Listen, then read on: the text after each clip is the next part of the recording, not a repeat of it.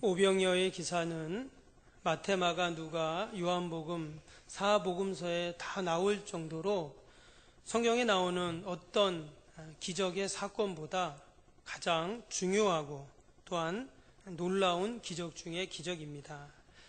당연히 물고기 2마리, 보리떡 5개로 5,000명을 먹이고 또 12광줄이 남겼다는 사실은 정말 놀라운 일이죠. 만약에 요즘 같은 때에 이 오병이어의 기적이 일어났다면 어떨까요? 아마 신문에 나올 일이죠. TV 세상에 이런 일이 해서 바로 특종거리라고 해서 아마 취재 나올 겁니다. 아마 유튜브에 그 영상을 올리면 수천, 수억의 조회수를 아마 기록을 할 겁니다. 그런데 여러분, 실제로 영적인 오병이어의 사건은 지금도 동일하게 일어나고 있는 줄로 믿습니다. 이 시간 이 성경에 나오는 우리가 오병이어 기사를 통해서 하나님이 우리에게 주시는 영적인 교훈을 함께 살펴보고 더 나아가서 하나님이 나에게 주신 사명 또 귀한 직분을 어떻게 감당해야 할까, 또 섬기고 봉사해야 할까 돌아보는 시간이 될 수 있기를 바랍니다. 먼저 이 오병이어의 기적 속에는 너무나도 아름다운 헌신이 담겨져 있습니다. 오늘 9절 말씀 다시 한번 보시면 9절입니다. 여기 한 아이가 있어 보리떡 5개와 물고기 2마리를 가지고 있나이다. 그러나 그것이 이 많은 사람에게 얼마나 되겠사옵나이까. 오늘 본문은 예수님께서 허기져 있는 무리들을 바라보시면서 예수님의 제자 중에 빌립이라는 그 제자에게 이렇게 물어봅니다. 어디서 떡을 사서 이 많은 사람을 먹일 수 있겠느냐? 그렇게 예수님이 물어보십니다. 그때 오늘 이 빌립이라는 제자가 이렇게 말합니다. 7절에 보시면 각 사람으로 조금씩 받아도 200데나리온의 떡이 부족합니다. 이 말을 쉽게 풀어서 이제 이야기를 해보면 사람들에게 회비를 받아가지고 그것으로 떡을 사오게 해서 먹게 하면 됩니다. 이런 뜻입니다.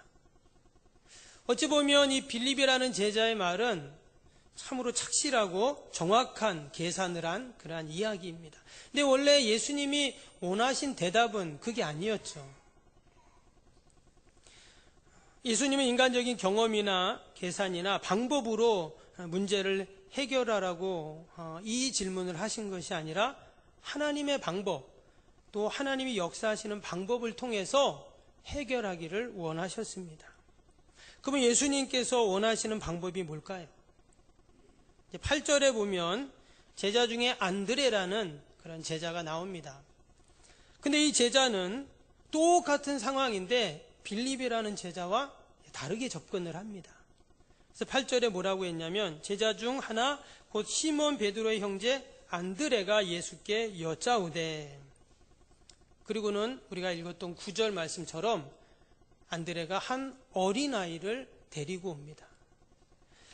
그 어린아이, 우리가 아는 것처럼 이 어린아이는 보리떡 5개, 물고기 2마리를 가지고 있었습니다. 이것은 아주 보잘것없는 음식이었습니다. 학자들이 2000년 유물들과 자료들을 막 이렇게 발굴하다 보니까 지금 이 보리떡 5개와 물고기 2마리, 이 양식은 서민들의 양식이었습니다. 그럼 지금이야 우리가 보리떡 하면 어때요? 영양식으로 먹잖아요. 옛날에 못 살고 힘들 때 보릿고개라는 말도 있고, 보리떡, 또 보리를 또 우리가 먹기도 했는데요. 지금 아주 영양식으로 더 비싸죠, 일반 저것보다. 근데 지금 2000년 전 예수님 시대의 보리떡은 어떨까요? 완전히 이것은 서민들, 또 하층민들이 먹는 양식이었습니다. 또한 물고기도 마찬가지입니다. 갈릴리 바다에서 흔히 잡을 수 있는 그런 평범한 물고기입니다. 보리떡을 우리처럼 맛있게 만들어서 안에 팥을 넣고 이렇게 만든 것도 아닙니다. 아무것도 첨가하지 않고 그냥 만든 보리개떡이라고 생각하면 됩니다. 그걸 먹을 때 텁텁하니까 이제 짭짤한 그 생선을 말린 그 고기를 같이 이제 먹는 것이죠. 당시 갈릴리의 가난한 서민들이 먹던 너무도 소박한 한 끼 식사 메뉴입니다. 아마도 이 아이는 사람들 따라서 예수님의 말씀을 들으러 오다가 어머니가 그러면은 이거 가서 출출할 때 먹어라 하면서 어머니가 싸준 그런 도시락일 것입니다. 아주 보이는 그런 도시락이죠. 그러나 이 아이에게는 어떻습니까? 그 도시락은 엄마의 사랑이 담긴 그러한 오병이어였습니다. 오늘 말씀에는 안 나오지만 요한복음에 안 나오지만 마태복음에 보면 지금 이 시간이 저녁이 되매라는 시기를 이야기하고 있습니다. 그러니까 저녁 때에 이 아이가 자기의 도시락을 꺼낸 것입니다. 말씀드린 것처럼 지금 하루 종일 사람들이 예수님의 말씀을 듣느라고 다 허기지고 굶주려 있는 상태였습니다. 아이는 어떨까요? 아이들은 더 배고프죠. 저희 집 아이들도 학교 갔다 와서 가장 먼저 하는 말은 뭐냐면 엄마 뭐 먹을 거 없어? 이겁니다. 애들은 더 금방 배고파 하잖아요. 이 아이도 마찬가지죠. 얼마나 배가 고팠겠어요. 그런데 지금 자신의 도시락을 내놓은 것입니다. 그런데 사실 정말 배고픈 분은 누굴까요? 예수님이시죠. 예수님은 하루 종일 말씀을 전하시고 병자들을 고치시고 사역을 감당하시느라 가장 배고픈 분은 지금 예수님이십니다. 근데 그럴 때 아이가 자기의 도시락을 가지고 나온 것입니다. 저는 이 말씀을 묵상하면서 이 오병이어의 기적 속에는 모든 이들의 헌신이 담겨 있다는 것을 다시 한번 생각을 했습니다. 당연히 도시락을 내놓은 아이는 지금 너무 배가 고파요. 그런데도 자기 먹을 거 안 먹고 내놨잖아요. 이게 헌신입니다. 또 거기에 또 수많은 사람들은 어떻습니까? 그들은 다 하나님의 나라에 대한 헌신의 마음을 갖고 하루 종일 거기서 하나님의 말씀을 듣고 있었어요. 또한 예수님도 육적인 굶주림도 굶주림이지만 영적인 굶주림에 허덕이고 있는 백성들을 보면서 예수님은 안타까운 마음으로 예수님도 배고팠지만 자신의 그 굶주린 배를 움켜잡고 저녁까지 계속 말씀을 전하고 있었습니다. 모두 아름다운 헌신이 이 오병이어 기적 속에 담겨 있다는 거예요. 미국의 필라델피아 근처의 조그만 마을에 큰 교회당이 있었습니다. 사람들은 생각하기에 아니 이렇게 조그만 마을에 왜 저렇게 큰 예배당이 있지? 이렇게 생각을 했습니다. 그런데 그 이유가 있었습니다. 그 사연이 어떠냐면 꽤 오래전에 그 마을에 수잔이라는 여자아이가 있었다고 해요. 근데 이 아이는요, 집도 가난하고 몸도 안 좋고 건강도 약하고 그런 아이였어요. 늘 병치레를 하는 아이였습니다. 근데 교회를 가려면 자기네 마을에서 산을 넘고 한참을 가야 이제 교회가 있었던 거예요. 그래서 이 아이의 소원이 하나 있었는데 그게 뭐냐면 항상 기도할 때 하나님 저 산을 넘지 않고도 우리 마을에 예배당이 있게 해주세요. 이제 그걸 늘 기도를 했어요. 그런데 이 아이가 자신의 소원이 이루기도 되기 전에 병들어 죽은 것입니다. 그런데 죽은 아이의 침대 밑을 보니까 거기에 한 장의 편지와 $5가 놓여 있었어요. 그래서 그 편지를 펴보니까 뭐라고 써 있냐면 그 여자의 기도 제목이 써 있었습니다. 하나님, 우리 마을에 꼭 교회당을 하나 지어주세요. 이를 짓기 위해 제가 가진 전 재산 $5를 드립니다. 이렇게 써놓고 죽은 거예요. 그래서 얼마 후에 이 소녀의 안타까운 사연이 신문을 통해 미국 전역에 보도가 되었습니다. 그래서 전국에서 헌금이 들어와서 그 아름다운 큰 예배당을 짓게 되었다는 것입니다. 여러분, 그 소녀의 $5가 그 헌신이 큰 은혜의 열매를 맺게 한 것이죠. 이게 바로 현대판 오병이어의 기적입니다. 헌신은 크기가 문제가 아니라 마음입니다. 진실한 마음으로 하나님께 헌신할 때 하나님은 늘 그 헌신의 마음에 기적 같은 은혜를 베풀어 주시는 줄로 믿습니다. 올 한해도 우리 권사님들의 아름다운 헌신의 마음과 헌신의 삶을 통해서 주님의 교회가 놀랍도록 부흥하고 또 은혜가 넘칠 줄로 믿습니다. 두 번째로 이 오병이어의 기적 속에는 감사가 있습니다. 11절 말씀을 다시 보면 11절입니다. 예수께서 떡을 가져 축사하신 후에 앉아있는 자들에게 나눠주시고 물고기도 그렇게 그들의 원대로 주시니라. 예수님께서 지금 아이의 도시락을 앞에 두고 어떻게 하셨습니까? 축사하셨다. 오늘 낮예배 때도 제가 좀 그런 말씀을 드렸는데요. 여기서 축사했다라는 말은 우리말로 하면 축복하고 감사했다, 이제 이런 뜻입니다. 그래서 여기서 특별히 축사의 단어 속에는 감사의 의미가 많이 담겨져 있습니다. 단순히 음식을 앞에 두시고 드신 것이 아니라 일단 먼저 감사하셨습니다. 그리고는 사람들을 나눠주었다, 이렇게 얘기를 하는데요. 유대인들의 습관은 늘 음식이 있으면 감사 기도를 하고 먹는다고 합니다. 우리는 당연히 식사하기 전에 감사기도 하죠. 그런데 그들은 음식이 있으면 먼저 하나님께 감사를 했다는 거예요.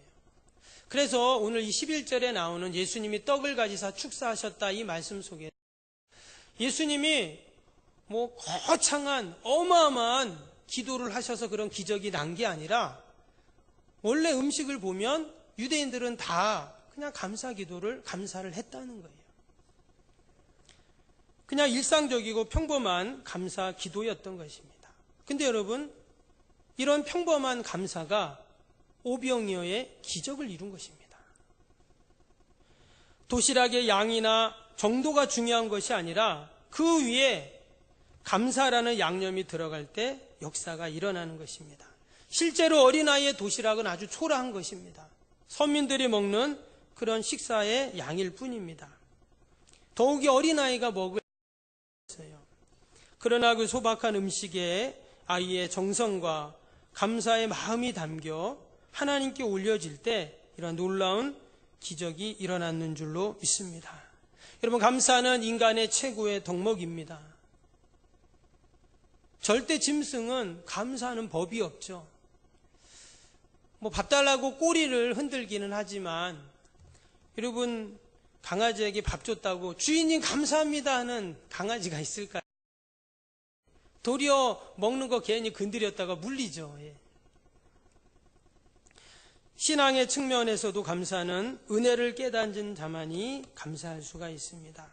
때문에 감사는 신앙의 성숙의 표시이고 또한 우리의 육신과 또 우리의 영혼에 가장 유익한 신앙의 모습인 줄로 믿습니다.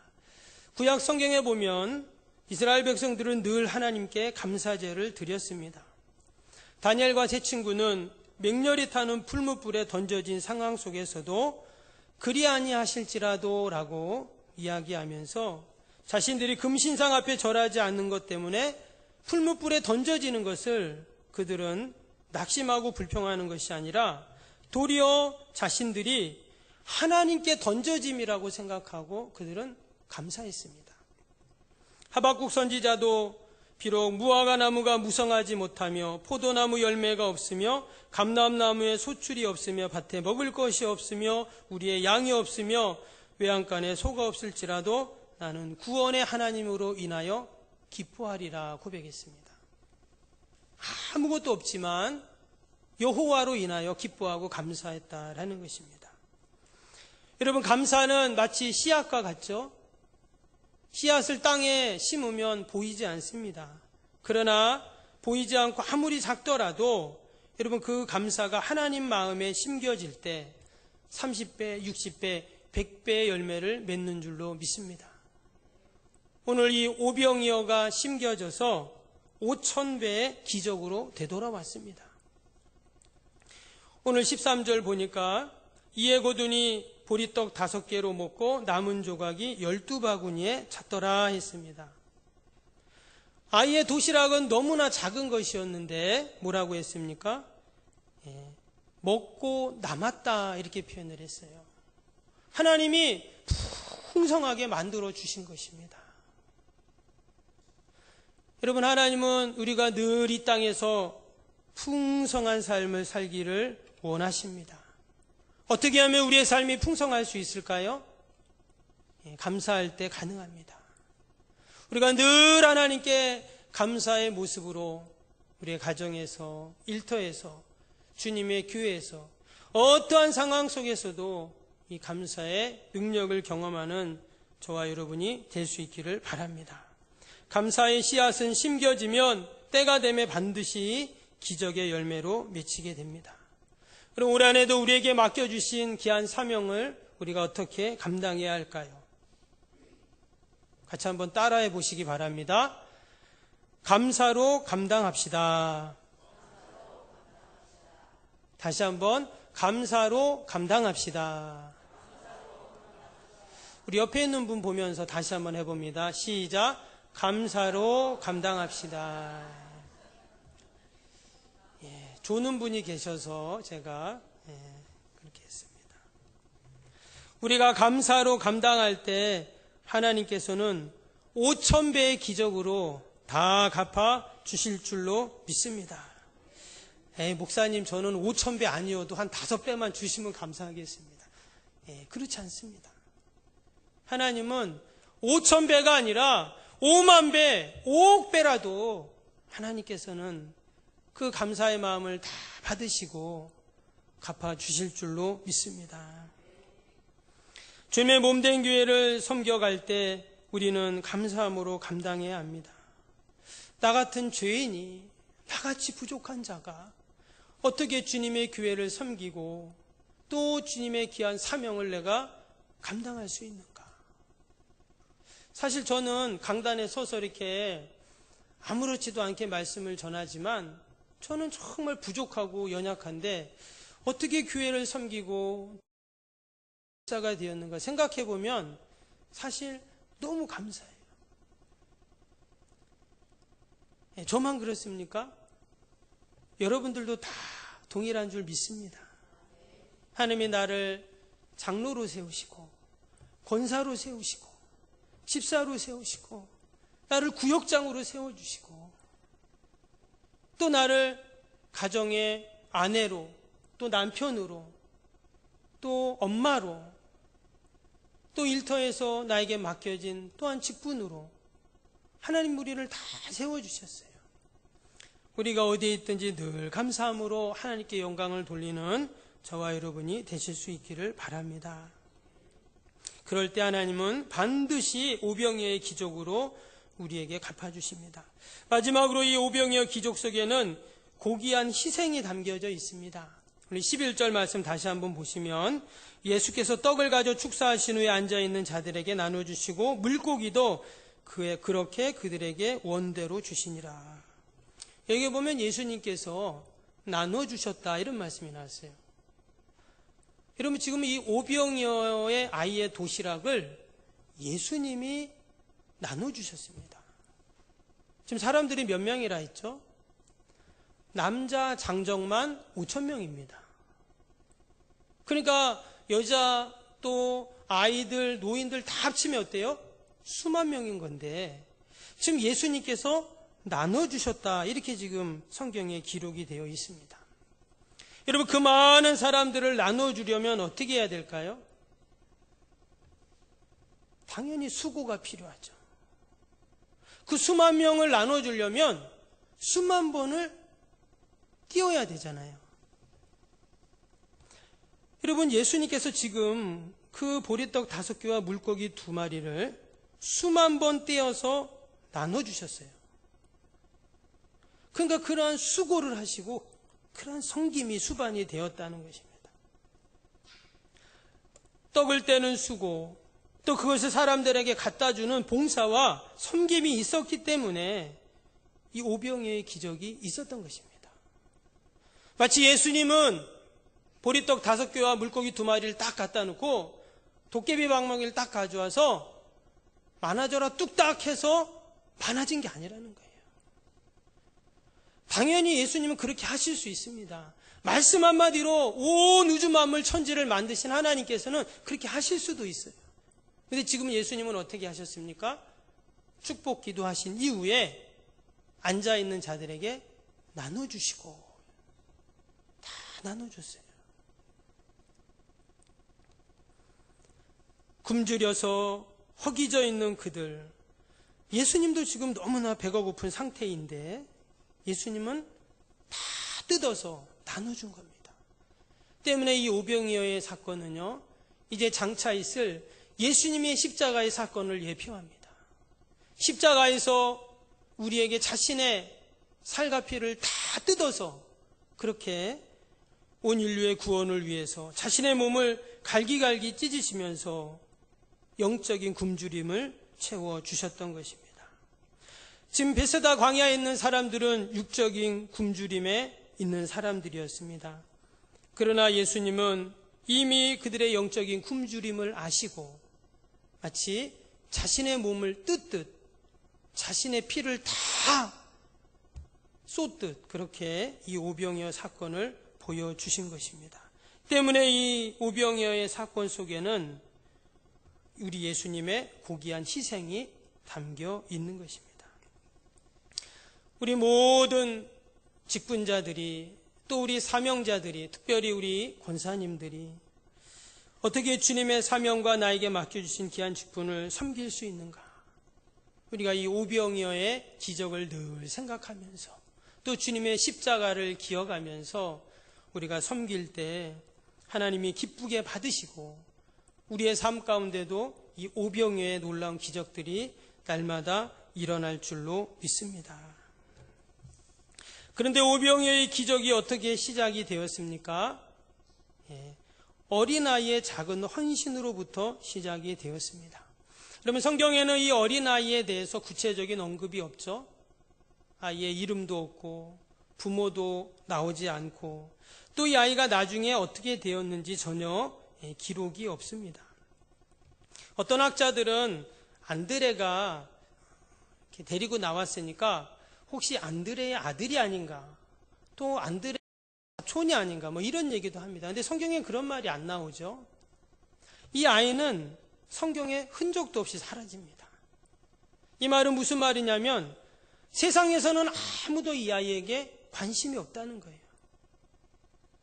관심이 없죠. 이름도 안 줬고 누구네 집에 애인지도 모르고 더 이상 성경에는 이 아이에 대한 언급이 없습니다. 그러나 주님은 어떨까요?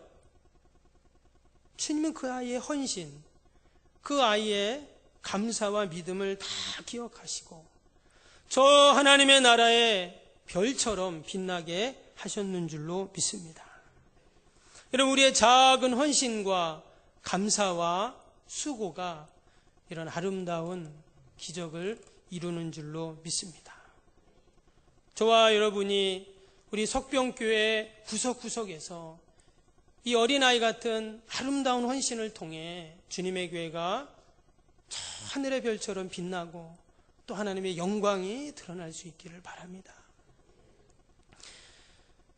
스위스에 있는 알프스 산맥에서 한 방울의 물방울이 북쪽 골짜기 방향으로 흐르게 되면 그 강물은 그 물방울은 라인강을 타고 북해를 이루게 된답니다. 또 한 물방울이 동쪽 골짜기로 흐르게 되면 다뷴유강을 흘러서 흑해를 이루게 된다고 합니다. 또한 물방울이 남쪽 골짜기 방향으로 흐르게 되면 론해강을 통해서 지중해로 흐른다고 합니다. 여러분, 처음에는 하나의 물방울이었을 뿐이에요. 그런데 그 물방울이 약간의 방향의 차이가 있었죠. 그러나 수천 킬로를 지난 다음에는 다 다른 바다가 되었습니다. 처음에는 작은 차이이지만 여러분 나중에는 큰 차이가 됩니다. 지금은 작은 헌신인 것 같지만 그 헌신이 나중에는 큰 은혜로 바뀌어서 하나님이 나에게 다시금 다 갚아 주실 줄로 믿습니다. 올 한해도 우리 모든 권사님들 뿐만 아니라 우리 모든 직분자들이 하나님이 나에게 맡겨주신 귀한 사명을 우리가 믿음으로 감당하고 충성됨으로 감당할 때 하나님께서 그러한 은혜와 복으로 다 갚아 주실 줄로 믿습니다. 기도하겠습니다.